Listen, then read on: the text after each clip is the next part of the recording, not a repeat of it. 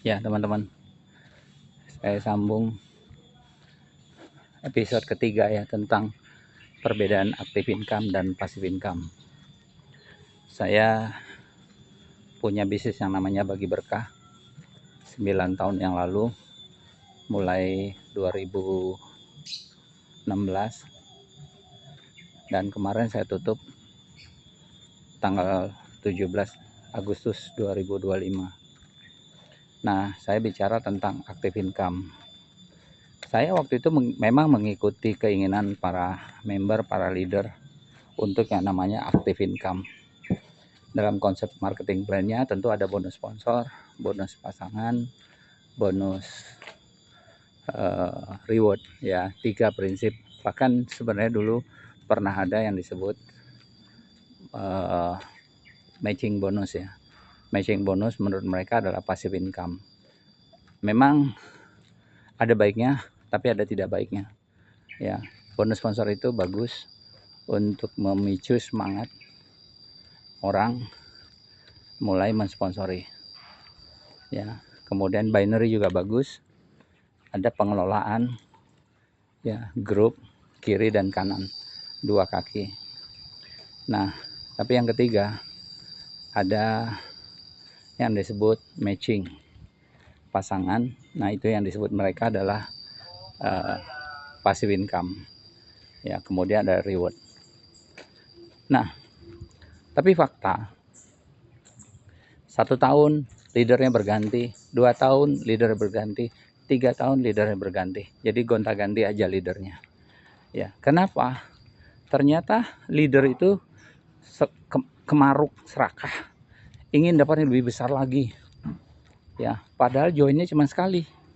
Joinnya sekali dan nggak mau suruh tutup poin, nggak mau suruh RO tiap bulan. Ya, padahal yang disebut passive income itu wajib RO, baru bisa passive income. Kalau dia nggak RO, maka passive income itu tidak bisa didapat. Ya, nah para leader itu kan kemaruk serakah. Akhirnya apa terjadi? Stagnan. Grupnya tidak berkembang karena dia mendapatkan passive income, sementara grupnya tidak dapat apa-apa. Ya, karena namanya sistem itu sama-sama sudah diketahui. Kalau harga member 100, paling besar 50% untuk sistem. Tapi kalau sudah 60-70% untuk sistem, bisnis itu nggak jalan. Bisnis itu stagnan.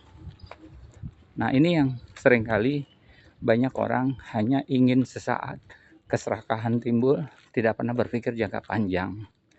Nah, makanya menurut saya bicara tentang passive income. Passive income itu bisa dilakukan dengan banyak cara.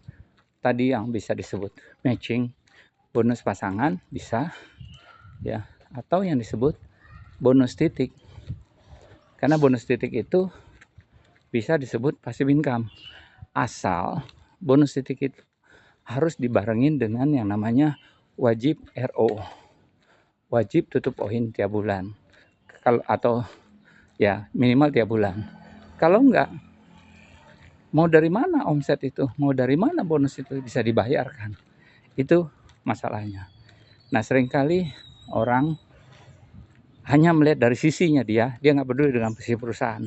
Saya amati teman-teman saya merasa diri senior leader MLM yang berpikir, masa bodoh dengan perusahaan, yang penting gua untung, mau perusahaan mati kek, gua ganti lagi bisnis lain.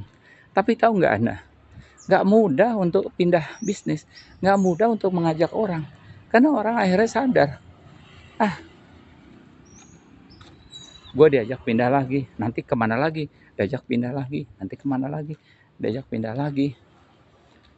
Nggak semuanya, nggak selamanya orang mau. Yang ada kita jadi dapat negatif, ya, image jelek. Nah, makanya saya lihat bisnis Atomi ini betul-betul passive income. Dia bertahan mungkin sudah 15 tahun dari Korea hingga saat ini. Kalau dengar kisahnya, perjalanannya, ya ini menarik.